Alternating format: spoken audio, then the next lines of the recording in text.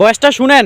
আমি মধ্যরাতে গত রমজানের আগে ছিলাম মাদিনায়, মধ্যরাতে গেলাম, যে দেখি খুব ভিড়, দাঁড়ালাম, 50 জন 60 জন করে ঢুকলাম, ঢুকেই একটা জায়গা পেয়েছি নামাজের, উপরে লেখা মাকান তাহাজ্জুদি রাসূলিল্লাহ, রাসূলের তাহাজ্জুদের নামাজের জায়গা। মানে এখানে রাতে তাহাজ্জুদ পড়তেন, প্রাণটা ভরে 2 রাকাত নামাজ পড়লাম। তারপরে আবার প্রথম কাতারে মানুষের সাথে ধাক্কাধাক্কি করে হাঁটতে শুরু করলাম। 1 সেকেন্ডের জন্য জায়গাটারে খালি পাবেন না। হাজার হাজার মানুষ, হাজার হাজার মহিলা, হাজার হাজার নারী পুরুষ সালাম দেয়। হাঁটতে লাগলাম, হাঁটতে হাঁটতে ডান দিকে কিবলা, বাম দিকে রাউদাতুম মিন রিয়াদিল জান্নাহ। তারপরে একটা ছোট্ট ঘর, ওই ঘরে বিশ্বনবীর হাতের বাম দিকে ঈসা আলাইহিস সালাম দুনিয়াতে এসে ঘুমাবেন।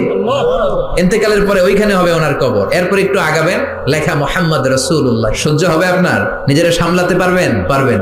যে নবীর কথা আজীবন শুনলাম, যে নবীর জন্য বুকের তাজা রক্ত বিলিয়ে দিতে আমরা রাজি আছি না নাই? ওই বিশ্বনবী নাকি এইখানে ঘুমিয়ে আছে। এই চিন্তাটা যদি কারো মাথায় ঢুকে, নিজেকে সামলানো সম্ভব?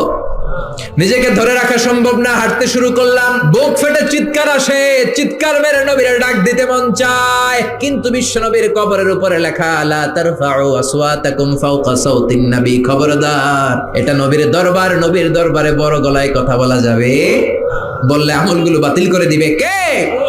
বুক ফেটে কান্না আসে, লোকগুলো দাঁড় দাঁড় করে চোখের পানি ছাড়ে, হেঁটে যায়, বিশ্বনবীরে সালাম দেয়, শুধু সালাম দেয় আর চোখের পানি ছাড়ে, আওয়াজ করে কিছু বলার সুযোগ নাই। তারপরে সামনে হাঁটলে পাবেন আপনি সাইয়েদনা আবু বকরের কবর, তারপরে সাইয়েদনা ওমর ফারুকের কবর, এরপর বাবুল বাকি দিয়ে বের হলে জান্নাতুল বাকি, মাকবারাতুল বাকি আছে না নাই? বিশ্বনবী মিটিং এ বসলেন, বনু তামিম গোত্রের লিডার কে হবে? বিশ্বনবী বললেন, ও সাহাবারা প্রস্তাব দাও। আবু বকর বললেন, আমার প্রস্তাব উনি। ওমর ফারুক বললেন, না, আমার প্রস্তাব উনি নয়, আমার প্রস্তাব উনি। আমি যার কথা বলছি সেই সেরা, তারই নেতা হওয়া দরকার। আবু বকর বলে, না, আমারটাই দরকার। ওমর বলে, আমারটাই দরকার। তর্কাতর্কি আছে না নাই? ঝগড়াঝাটি লেগে গেল, তর্ক হয়ে গেল, কথার পিঠে কথা, কথার নাম লতা। কথা বলতে বলতে বিশ্বনবীর কণ্ঠের চাইতে 2 জনের কণ্ঠ উঁচু হয়ে গেল।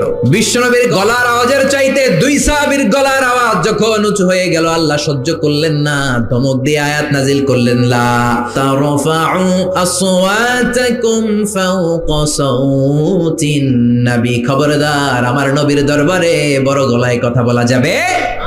এই আয়াত নাজিল হওয়ার পরে সাইয়েদনা ওমর ফারুক বিশ্বনবীর কাছে যদি কথা বলতে আসতেন, ফিসফিস করে কথা বলতেন, নবী কিছুই বুঝতো না। বিশ্বনবী বলতেন, ওমর কি বললা? আর একটু জোরে বলো, কি বললা?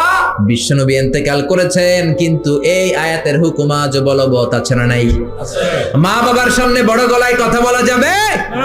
ইমাম সাহেব, খতিব সাহেব, ইসলামী আন্দোলনের বড় আমির, তাদের সামনে বড় গলায় কথা বলা যাবে?